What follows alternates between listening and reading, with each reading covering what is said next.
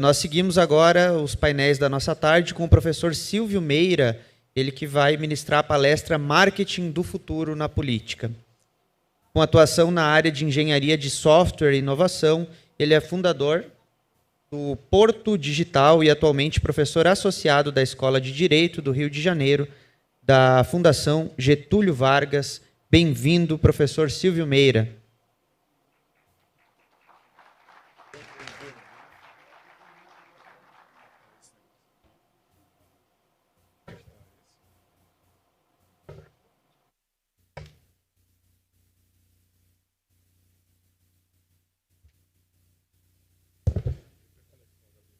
Tem. Não, não tem um vídeo, não tem um áudio, não preciso de USB, não.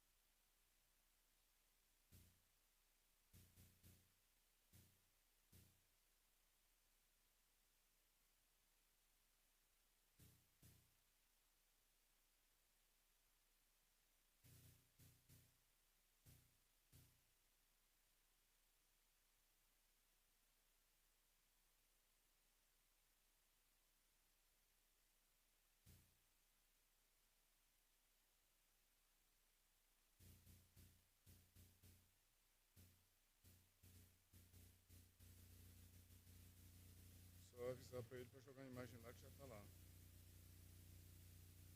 Isso aqui é testado.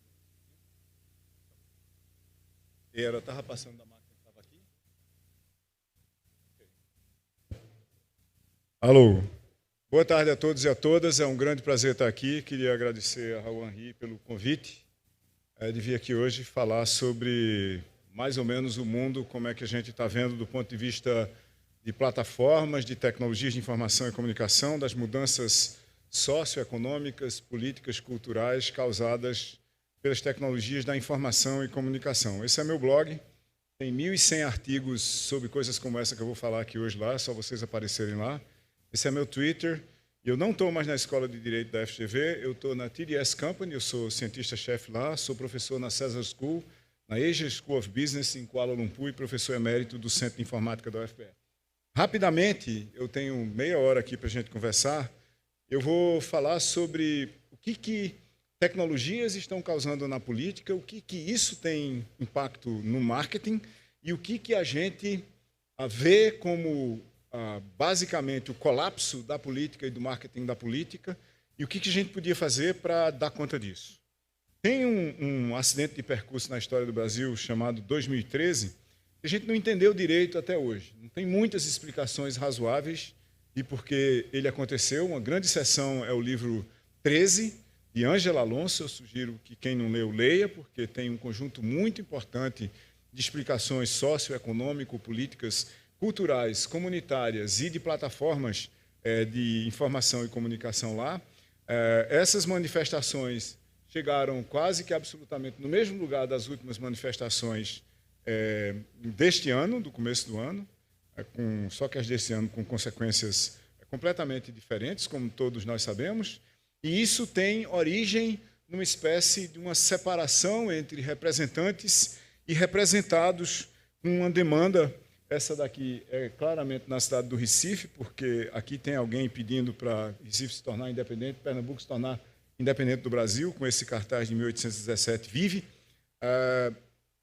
A quantidade de demandas que a democracia tem hoje, que a política tem hoje, suplanta em muito a capacidade da política e da democracia de atender um subconjunto mínimo de forma coerente e sustentável dessas demandas. Nós achamos que é preciso aumentar a participação popular nas decisões políticas, elevando a confiança na política e a satisfação cidadã com os políticos e seus partidos. Eu vou falar disso lá na frente dessa conversa, numa coisa chamada Manifesto do Futuro do Marketing da política, ou marketing do futuro da política. Eu vou botar um endereço daqui para vocês pegarem no QR Code. Mas antes eu vou dizer por que eu acho que a gente chegou nesse ponto. Até pouco tempo, relativamente pouco tempo, 25 anos, a internet tem basicamente 25 anos, a internet banda larga tem basicamente 17 anos, não mais do que isso. Até um pouco tempo atrás, o mundo era físico. Qualquer coisa que você quisesse fazer, você botava um ponto. Botava um ponto numa rua, numa praça, num shopping, em qualquer lugar. Mas acontece que inovação muda o mundo. Inovação não é uma coisa simples da gente entender. Primeiro porque ela acontece de várias formas. Tem inovação incremental, como essa que eu estou mostrando aqui, onde, mesmo sendo incremental, os batentes são todos diferentes. A gente está subindo uma escada de mudança de comportamentos. Né? Inovação não é uma coisa tecnológica, ela é provocada, ela é habilitada por tecnologia, mas inovação é a mudança no comportamento no mercado de pessoas e outros tipos de agentes, como fornecedores e consumidores de qualquer coisa, inclusive ideias, religiões e políticas, e propostas políticas. Né? Inovação é mudança de comportamento. Só que, vez por outra, na história da humanidade, acontece um batente como esse aqui. Ao invés de pequenos batentes que a gente tem que navegar, apesar de com muita dificuldade, acontece um batente que parece que chega de uma vez, mas não chega. Ele começa bem devagarzinho lá atrás, a gente não vê ele acontecendo. A partir de um certo ponto, ele começa a acelerar, mas a gente ainda acredita que ele vai fazer assim. E, a partir de um certo ponto, você não consegue mais acompanhar. Quem não estava criando o batente não consegue subir o batente. Esses processos de inovação mais radical são chamados de transformações. E transformações são diparas, socioeconômico, culturais, industriais, de mercados, assim por diante. O DI é um espaço-tempo onde a gente sabe tudo o que está acontecendo, sabe o que é que tem que fazer lá, sabe o que é que tem que produzir, como é que vai ser remunerado, quais são as margens, como é que a sociedade funciona e assim por diante. E o para é um grande ponto de interrogação. Ele está começando a acontecer, ele existe parcialmente, não está homogeneamente distribuído, e nós temos uma dificuldade muito grande de entender como vamos nos inserir lá. E tem um quarto de século que a gente está escrevendo esse para em código. E esse para não para de ser reescrito. E ele é pervasivo. Quando a gente olha para a penetração da internet no mundo, o primeiro site, aquele pontinho amarelo ali no começo, foi posto no ar em agosto de 1991, a internet tinha 5 milhões de pessoas. Quando a gente olha para hoje, ela tem entre 5 e 6 bilhões de pessoas, dependendo de quem você acredita, mas o fato é que no Brasil, 81% das pessoas com mais de 10 anos de idade têm um smartphone e uma conta de dados. Isso levou, por exemplo, a Prefeitura da cidade do Recife, na pandemia, forçar o registro de absolutamente todos os cidadãos e cidadãs para se agendarem para tomar vacina, para pôr em ordem a coisa da vacina no Recife. Isso funcionou fantasticamente, porque esses 80% cobrem 100% da população. É óbvio que isso causa rupturas. E a primeira ruptura que isso causou, e vem causando há já 25 anos, é no espaço. O espaço, que era só físico, passa a ser também digital. Mas não qualquer digital. É um digital em rede, não é o digital dos computadores dentro dos centros de computação, das empresas e das estatais e do governo. É um digital que, ao ser publicado como uma rede na qual a gente pode se conectar, começou a virtualizar o que existia no espaço físico, estender, deslocalizar. Esse aqui é o primeiro website da Amazon em 1994, um ano antes da internet comercial oficial. E uma boa parte do que está nesse site da Amazon existe hoje na vasta maioria do e-commerce global. Ou seja, são conceitos que têm 30 anos praticamente, né? 2024 é o ano que vem. Mas não foi só isso que aconteceu. Esse digital em rede também tornou possível a articulação das pessoas e das pessoas com as organizações outras, que estão em rede também, numa espécie de um domínio ou de uma dimensão social desse espaço que é criado por essas três dimensões: física, digital e social. Ou seja, se por um lado você pode virtualizar, estender, deslocalizar o que estava no domínio físico, por outro você pode articular as pessoas no domínio social desse espaço, para que muitas delas, por exemplo, digam para outras delas que essa loja daqui é legal, ou que essa política é fantástica, ou que aquele político nos representa. Esse novo espaço, que vem sendo criado há 25 anos, é o espaço figital. É um espaço de dimensões física, digital e social. Isso não são canais.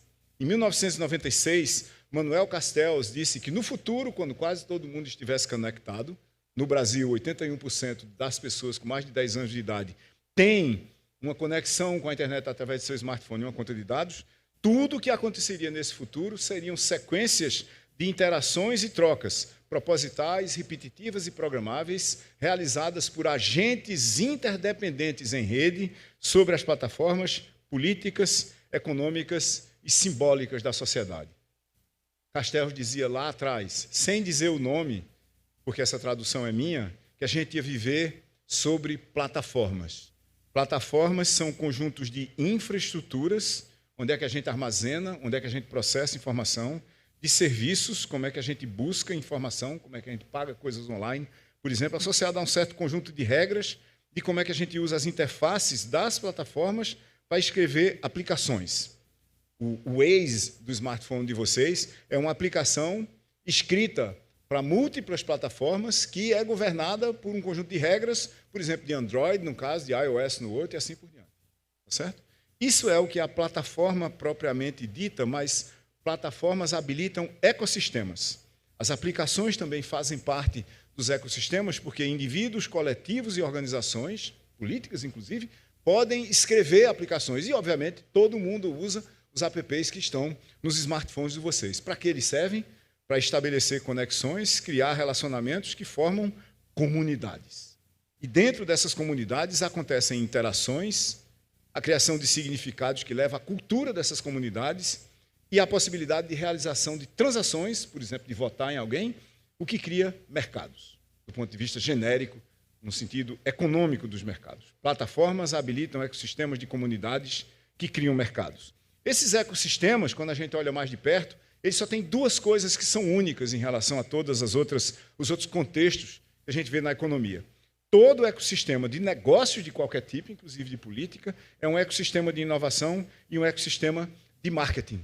E esses ecossistemas estão sofrendo rupturas em larguíssima escala, porque nós não estamos vivendo uma pequena ou grande escadaria de batentes diversos e pouco homogêneos. Não é isso que está acontecendo agora. O que está acontecendo nos últimos 25 anos, e 25 anos é muito pouco tempo em escala social, como todos nós sabemos, é esse batente aqui. Só que ele não está acontecendo assim. As pessoas que veem ele assim, mas ele vem acontecendo aqui, desse jeito. Isso aqui é 1995, isso aqui é 2014, 2024, aliás. 95, 2024. Nós estamos olhando para 30 anos de batente. Já deu para acontecer muita coisa. Por exemplo, em inovação em escala social, a gente está presenciando o redesenho das fundações para as performances sociais, econômicas, pessoais e políticas. Tudo que servia para a gente funcionar no passado está deixando de existir e sendo substituído por plataformas que habilitam ecossistemas de comunidades usando efeitos de rede.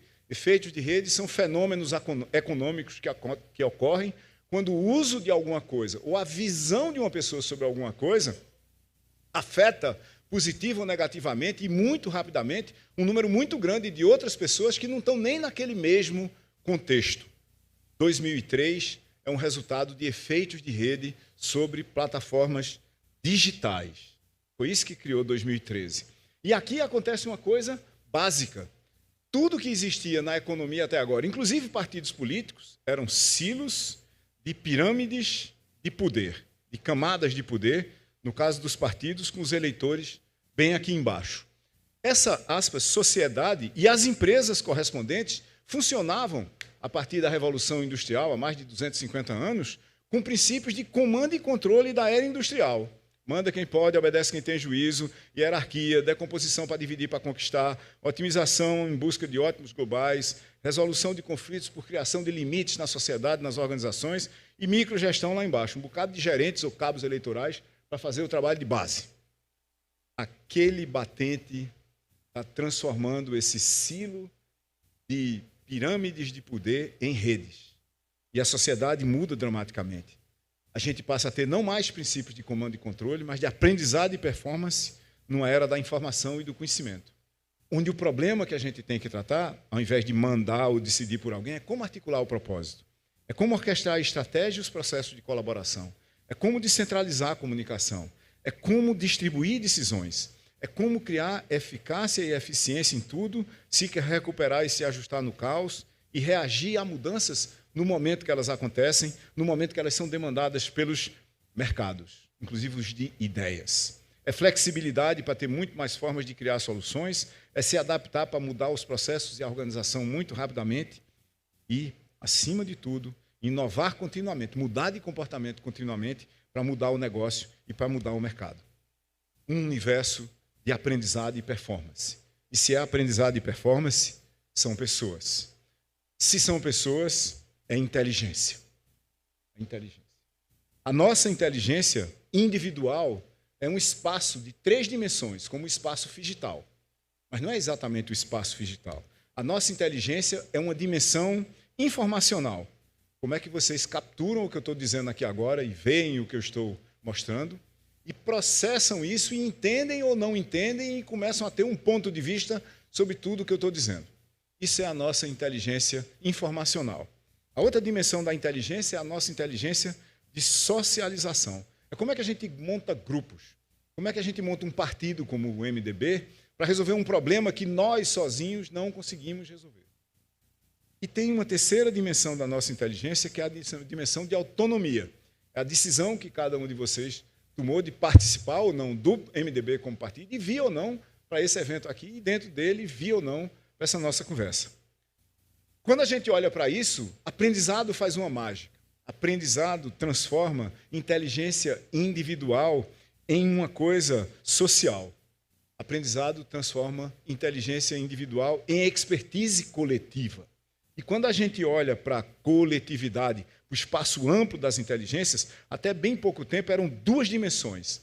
Tinha a dimensão individual, cada um de nós e as nossas 3 inteligências, informacional, de socialização e de autonomia, e a dimensão social da inteligência. Nós em grupo, pensando em conjunto, como estamos aqui nessa sala agora.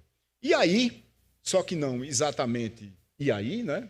Demorou muito tempo para aparecer, inteligência artificial, o primeiro artigo científico de inteligência artificial sobre ela foi publicado nada mais, nada menos do que há 73 anos, em 1950, por Alan Turing, dizendo basicamente tudo que a gente sabe de inteligência artificial hoje, do ponto de vista de preocupações. Apareceu uma terceira dimensão da inteligência, a inteligência artificial. Veja, terceira dimensão da inteligência. Eu não estou falando de ferramentas, eu não estou falando de plataformas, eu estou falando de uma dimensão inteira da inteligência e ainda mais, artificial em rede. Toda a tecnologia que existe, por exemplo, nas inteligências artificiais conversacionais que a gente tem hoje, como ChatGPT, já existiam em versão pequena, em versão limitadíssima, na década de 60. Elas foram evoluindo, evoluindo, evoluindo, evoluindo, e o ano passado, novembro de 2022, elas foram publicadas na rede e a gente passou a começar a usar. Do ponto de vista de inteligência artificial de uso público, a gente está mais ou menos como a internet estava em 1972. Ou seja, ela conectava uns 20 computadores no mundo inteiro e não servia para ninguém, a não ser para fazer experiências pelos cientistas. Nós estamos bem no começo de alguma coisa absolutamente explosiva que deverá tornar obsoletos todos os profissionais criativos, medianos e abaixo deles. Advogados, médicos, engenheiros, professores, jornalistas, ilustradores, programadores como eu mesmo, mediano para baixo, está obsoleto todo mundo que execute funções cognitivas repetitivas. Isso muito antes dos lixeiros, entregadores de pizza e assim por diante. Nós vamos ter um colapso econômico, social, na classe média, mediana, de um tamanho que a gente deveria discutir como um problema de alguma das mais graves políticas públicas desses primeiros 50 anos do século XXI. Dito isso, o que a gente faz para usar essas, aspas, inteligências? As 3 em conjunto, individual, social e artificial. A gente devia ter estratégia, que é uma coisa que o Brasil normalmente não tem. A gente não fala muito em estratégia no Brasil, tudo é episódico. Eu acabei de lançar um livro sobre estratégia chamado O que é Estratégia? Só para responder a pergunta básica do que é estratégia. Ele está nesse QR Code aqui, que aparece nessa imagem aqui de novo. A primeira frase do livro é essa: estratégia é o processo de transformação de aspirações em capacidades. A maioria das coisas que são declaradas como sendo estratégias são, na realidade, listas de aspirações incoerentes entre si, tanto na iniciativa pública quanto na iniciativa privada. Mas estratégia de verdade mesmo é a gente transformar, é um de para.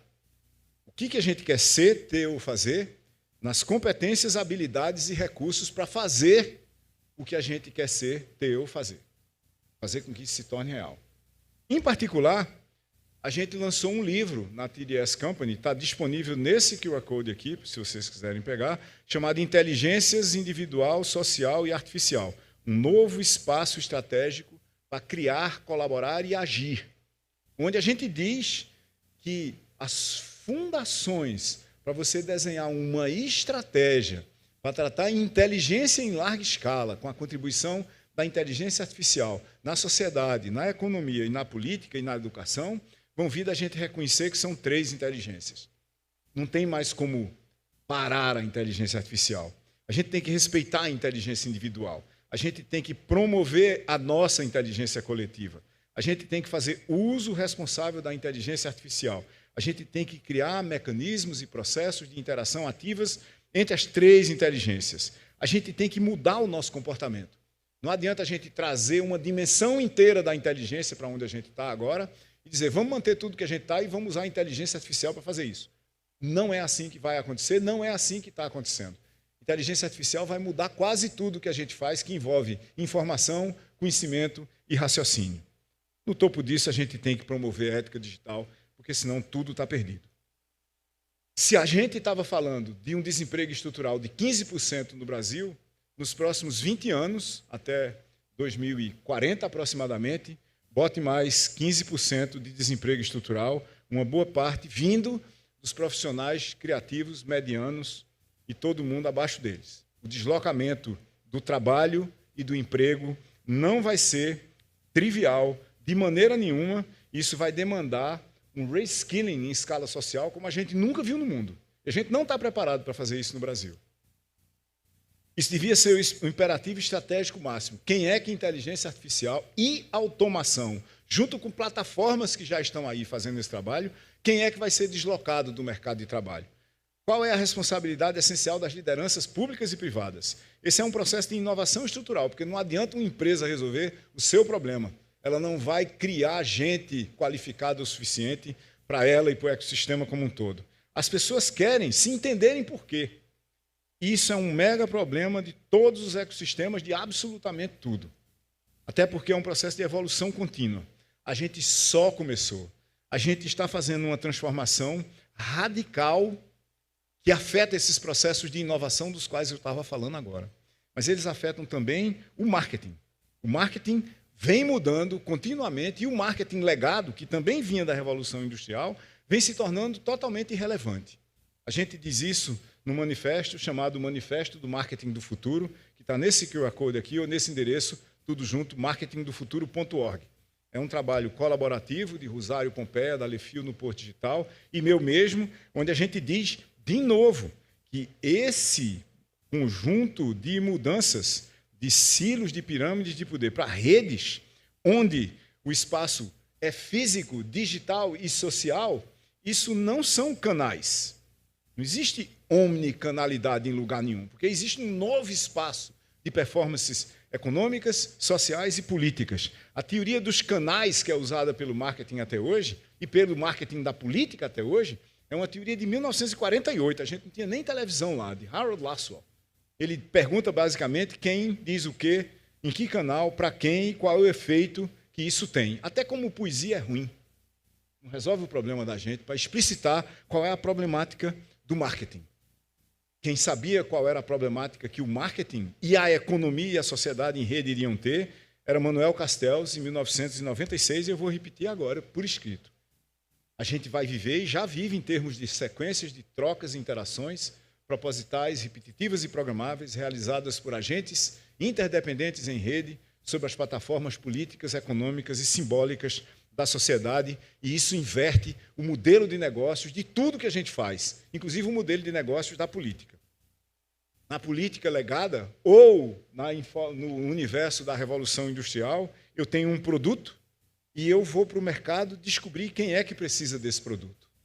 Quando a gente vem para o mundo em rede, para a sociedade, para a economia do aprendizado e da performance, tudo muda, porque eu vou para ecossistemas onde, nas comunidades, eu pergunto lá fora que produtos resolvem os problemas das pessoas dessas comunidades, que serviços resolvem os problemas das pessoas dessas comunidades. Veja, Uber não fica propondo um carro para vocês pegarem para ir para qualquer lugar. Vocês dizem para Uber, eu tenho o problema de ir para algum lugar. E ele procura um serviço que resolve o seu problema de ir para algum lugar. Airbnb faz o mesmo, Spotify faz o mesmo, WeWork, todo mundo que está em plataformas faz exatamente isso e, de resto, pergunta o tempo todo quais são os problemas dessas comunidades. Um mundo inteirinho focado em entender problemas e não em propor soluções. É essa a ultra, mega, gigantesca diferença dos mercados de qualquer coisa, inclusive da política, quando a gente olha para o espaço digital em um mundo em plataformas onde tudo o que acontece são fluxos. Acontece alguma coisa, um conjunto imenso de sequências de trocas e interações acaba levando uma máquina de lavar roupa conectada à internet para a minha casa. O que é que eu vou fazer com a conexão à internet da máquina de lavar roupa? Pouco importa. Mas ela chega lá. Esse batente muda tudo. Não só nos negócios, mas na política. A gente sai de canais em silos isolados para o marketing, canal analógico, as redes sociais, o meu site, assim por diante, para um conjunto de fluxos no espaço digital e para fluxos que interferem uns nos outros e que a gente não controla. A gente, no máximo, tenta articular, a gente tenta orquestrar. Nem coordenar, a gente coordena. Rosário e eu temos uma teoria para fazer isso funcionar, chama teoria AEOU do marketing do futuro. A gente tem que estudar o ambiente, construir cenários de onde é que a gente quer competir, entender as soluções que a gente quer entregar, na estratégia da gente, criando hipóteses sobre os problemas que a gente tem que resolver, montando um ambiente de interações capazes de usar efeitos de rede, conexões, relacionamentos e interações em plataformas para entregar as narrativas, o que a gente quer que as pessoas entendam que a gente está propondo fazer, narrar o futuro, onde a gente tem operações que usam algoritmos, que usam dados, que usam plataformas para entregar experiências e onde tudo tem que ser unificado como se tudo fosse marketing. Uma coisa mais ou menos parecida com essa daqui, para entrar no detalhe que a gente realmente tem uma teoria para fazer estratégias de marketing do futuro baseada em plataformas, comunidades e efeitos de rede. Lá em marketingdofuturo.org, aquele QR Code que eu mostrei lá atrás, agora, no fim de outubro, a gente lançou o marketing do futuro da política. Por uma preocupação que a gente já vinha tendo no manifesto do marketing do futuro, só o marketing do futuro mesmo, que era o seguinte: quais são os sinais que tudo está dando errado do ponto de vista de marketing? E a gente tem para o marketing da política corrente 16 sinais que ele parou de funcionar. O resumo é o seguinte: do ponto de vista da política e da democracia, e do marketing dos dois, o desinteresse cidadão, a apatia e o cinismo, a desconexão da política com a sociedade, a personificação da política com os políticos transformados em produtos sendo propostos para os mercados pelos marqueteiros, a desidratação dos partidos e o enfraquecimento quase incontornável da democracia no momento. Personificação extrema, políticos como marcas. Comodização do cidadão, pessoas como leads a serem convertidos em votos. Pouco importa o que acontece depois com a cidadania. Efemeridade das campanhas como eventos descartáveis. Elas são simplesmente um mecanismo de coleta de votos para transformar cidadãos em representados. Bolhas de filtro, cada vez mais intensas em todas as redes, levando à apatia de muitos e polarização do resto. Metodologias obsoletas com erros consistentes e estruturais nas pesquisas, que por acaso são regulamentadas pelo regulador eleitoral. Automação das interações nas redes. A maioria de vocês que interage com alguma coisa que tem a ver com política na rede fala com bots, fala com robôs. Vai passar a falar com inteligências artificiais, isso desumaniza o diálogo. Microcoletivismo com a erosão do senso coletivo amplo. A gente não consegue mais articular as grandes narrativas, as grandes ideias. Declínio dos partidos levando a uma crise estrutural de representação no mundo inteiro. um vácuo de liderança com a ausência de novos líderes, vindo de facetas da sociedade que precisam ser efetivamente representadas. Exclusão cidadã, com mandatos sem participação popular, na classe, ou na categoria, ou na escala que a internet habilita hoje para quase tudo. É muito mais fácil a gente se engajar com um livro na Amazon do que se engajar com um político no Congresso, para o cidadão comum. Cooptação dos movimentos. A política coopta os movimentos sociais e desgasta o ativismo. O culto ao executivo, o gestor como salvador. Ele vem direto dos céus e resolve todos os nossos problemas na terra e tem que ser glorificado por causa disso. Mercantilização da política, ascensão dos lobbies. Democracia como mercado, um politicapitalismo, onde o capital começou a definir, numa escala como nunca antes foi possível, o que a política faz. Vale a pena a gente dizer que nós não inventamos esses sinais. Nós coletamos, analisando centenas de artigos científicos e milhares de notícias do noticiário global sobre a política e a política dentro da sociedade e da economia. Isso aqui não é nenhuma invenção nossa. A invenção nossa são as propostas de lidar com isso daqui para frente. Desinformação estratégica e estratégias objetivas de criar desinformação para colapsar as narrativas. Tem um objetivo isso. Por fim, a desconexão geracional, um colapso na transmissão dos valores democráticos, sociais e, de resto, quase um colapso na transmissão dos valores humanos básicos. Nós estamos vendo uma espécie de uma descrença estrutural na democracia, como se ela não tivesse dado conta da problemática que a gente teve desde o fim da Segunda Guerra Mundial. Logo, está em tempo de tentar alguma outra coisa, como uma ditadura, por exemplo. Se a gente sabe que esses sinais existem e são tão fortes, por onde a gente começa a refundar o marketing da política? E por que a insistência da gente no marketing da política? Porque o marketing da política legada, que encapsulou a política no candidato e transformou o candidato num produto para ser ofertado nos moldes da política legada dos canais da Revolução Industrial, é um dos principais culpados, esse marketing, pela desidratação dos partidos e pela fragilização da democracia. E a gente acha que a gente tem que ir para as plataformas políticas, econômicas e sociais habilitadas pelo digital e pelo social, no sentido amplo, para reverter esse processo de descaso, de desidratação. A gente tem que aumentar a participação popular nas decisões políticas, elevando a confiança na política e a satisfação cidadã com os partidos. Nós criamos um conjunto de 20 princípios para o futuro, como vocês estão vendo aqui, da política, e, em particular, para o futuro do marketing da política. O primeiro conjunto são princípios de cidadania tecnopolítica, uma participação cidadã amplificada e transparência universal. Universalizar a participação política nas plataformas digitais, inclusive de Estado e dos partidos. Tecnologia como habilitadora da voz cidadã em todos os fluxos da democracia. Deliberação digital e poder cidadão. A gente pode fazer isso em escala. Pode e talvez deva. Porque se a gente não fizer isso e não fortalecer o poder dos cidadãos sobre os representantes, a gente vai ter uma democracia apática, ao invés de mais dinâmica e pouco sustentável, porque não vai ser responsiva nem verdadeiramente representativa. As pessoas sabem que é possível interferir, elas só não conseguem interferir. Nós temos que ter educação política e cidadania ativa, empoderando os cidadãos a entender e a participar ativamente de todos os fluxos dos processos democráticos. A educação serve de base para isso.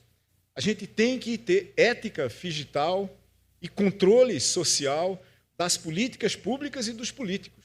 Afinal de contas, eles não são agentes independentes como políticos. Eles são representantes públicos. Isso é uma demanda absolutamente imperativa e indiscutível, na nossa opinião. A gente tem que conectar a política. A política tem que ir para o centro das plataformas, tem que ir para o mundo digital. Nós temos que ter engajamento multidimensional e diálogo contínuo. Engajamento ativo em plataformas digitais e sociais, não dando likes. 90% da política e dos políticos que está, por exemplo, no Instagram, não responde, publica e não acontece nada de retorno. Eu critico, eu peço, mas não tem, aspas, canal de retorno, porque ainda pensa em canais. O político é como se fosse uma estação de TV. Ele dá opinião, mas não ouve ninguém, em quase lugar nenhum do mundo. Integridade sistêmica e transparência ampliada, um alinhamento entre a retórica e a ação. Transparência restrita, incluindo nas decisões, nas ações e nos fluxos financeiros. Inovação adaptativa e responsabilidade representativa. O político e a política como catalisador e mediador para a evolução e transformação social, o que implica numa responsabilidade representativa dos políticos. A cidadania não vê isso. Inclusão diversificada e participação cidadã, com a promoção da participação cidadã ampla, num enfoque que fortaleça a democracia, a integridade dos partidos, a eficácia das políticas e dos agentes políticos. Para que essas coisas aconteçam, a gente tem que ter Estado em plataformas, com gestão colaborativa e democracia digital, concepção, desenvolvimento e operação política descentralizada e distribuída, com participação cidadã mais direta e de maior impacto nas escolhas políticas e administrativas, com os políticos e os partidos mediando as decisões, ao invés de tomando as decisões como se a gente tivesse em 1750. Transparência estratégica, orçamentária e participação popular verdadeira, influência sobre os investimentos de verdade, ampliando a responsabilidade e responsabilização dos representantes do povo em decisões estratégicas e financeiras. Estado como plataforma aberta em todos os dados e serviços do Estado em tempo quase real, à medida que está acontecendo, para elevar a eficiência na prestação dos serviços públicos e criar uma conexão entre imposto pago e serviço recebido. Justiça aberta e algoritmos éticos. Uma parte significativa das tomadas de decisão da Justiça já é baseada em inteligência artificial. Em Pernambuco, por exemplo, no Tribunal de Justiça do Estado de Pernambuco, é a inteligência artificial que prepara uma parte significativa das decisões dos juízes das varas cíveis. Se a gente não souber por que elas estão sendo tomadas do jeito que estão sendo tomadas, a agência humana começa a cair muito de importância nesse processo e, consequentemente, a confiança dos humanos, individualmente e como grupos, no processo. Por fim, a gente diz, no quarto conjunto de 4 princípios, que a gente tem que ter regulação algorítmica. A gente tem que ter auditoria cidadã e transparência algorítmica. A gente tem que poder auditar e questionar decisões tomadas ou mediadas por algoritmos, criando uma obrigatoriedade na transparência dos algoritmos usados nos processos decisórios de políticas públicas. Isso é cada vez mais relevante e é cada vez menos entendido. Tentativas, por exemplo, como esse mega relatório do Senado para regular a inteligência artificial, são um tiro na direção errada e vão acertar os alvos errados.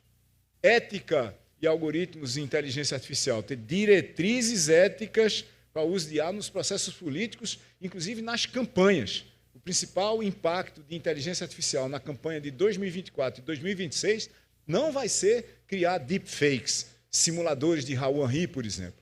Vai ser na estratégia, na operação, na análise dos dados, na criação de interações em tempo quase real em redes.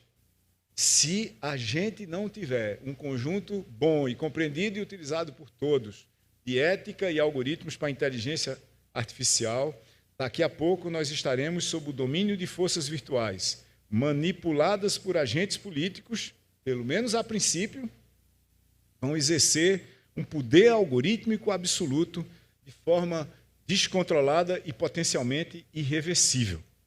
Proteção de dados e privacidade cidadã é absolutamente fundamental e, do ponto de vista do governo, isso tem implicações sérias do ponto de vista de Estado. O Estado brasileiro tentou ficar fora da Lei Geral de Proteção de Dados e, em boa parte, a trata como se ela não existisse. Por fim, governança de dados e responsabilidade e responsabilização algorítmica, o desenvolvimento e a sanidade de um espaço político digital, de dimensões física, digital e social, cidadão e do tratamento digital, usando todas as dimensões desse espaço, da cidadania na política e seu marketing, é absolutamente fundamental para a gente recuperar minimamente a respeitabilidade da política como praticada no mundo inteiro. É isso que a gente propõe no Manifesto do Marketing do Futuro da Política, em marketingdofuturo.org. Muito obrigado e boa tarde.